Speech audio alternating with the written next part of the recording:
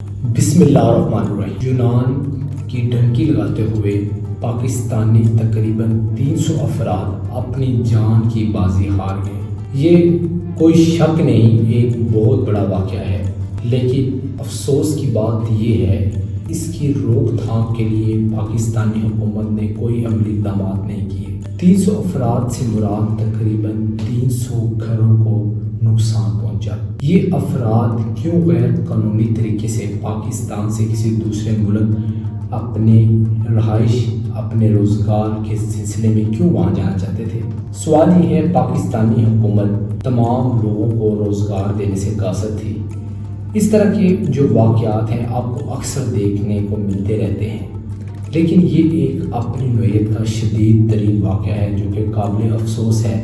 اس واقعے کے بعد ہر آنکھ اشکار ہے۔ پاکستانی گورنمنٹ نے آج کے دن تمام پرچم سرنگوں رکھنے کا اعلان کیا اور یوم سوگ کا اعلان کیا۔ یہ صرف باتوں کی حد تک ہی ہو سکتا ہے۔ جب تک حکومت نوجوانوں کو روزگار دینے سے قاصر رہے گی، ان کے لیے کوئی عملی اقدامات نہیں بنائے گی، تو آپ کو ایسے واقعات دیکھنے کو ملتے رہیں گے۔ ان کی جو نوعیت ہے وہ اس میں کوئی کمی بیشی ہو سکتی ہے، لیکن جب تک ریاست اپنے نوجوانوں کو روزگار دینے کے لیے کوئی عملی اقدامات نہیں کرے گی تو ایسے واقعات پاکستان کے لیے انتہائی نقصان دہ ہوں گے۔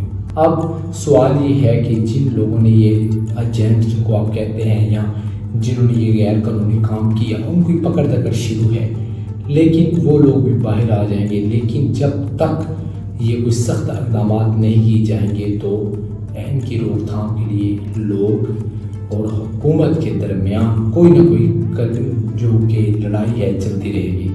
اب ان کی روک تھام کے لیے حکومت کو عملی اقدامات کرنے چاہیے، جیسا کہ گجرانوالہ کشمیر سے سب سے زیادہ لوگ تھے، منڈی بہاؤالدین کے علاقے بھی کافی لوگ تھے۔ اب یہ لوگوں کا قصور کیا تھا؟ حکومت اگر ان کو روزگار دیتی یا اپنی عزت اور باشعور طریقے سے پاکستان میں زندگی بسر کرتے تو اس طرح کے واقعات شاید دیکھنے کو نہ ملتے۔ اب حکومت کو چاہیے کہ اپنے ملک کے لوگوں کے لیے زیادہ سے زیادہ روزگار کا بندوبست کرے اور جو غیر قانونی کام کرتے ہیں، جو انسانوں کو اسمگل کرتے ہیں، اس کے روک تھام کے لیے کوئی عملی اقدامات بنائیں، کوئی حکمت عملی بنائیں۔ خدا را پاکستان میں امن آئے، پاکستان میں خوشحالی آئے، تمام لوگ اپنی اچھی زندگی بسر کریں۔ اللہ تعالیٰ پاکستان کا حامی و ناصر ہو۔ اللہ حافظ۔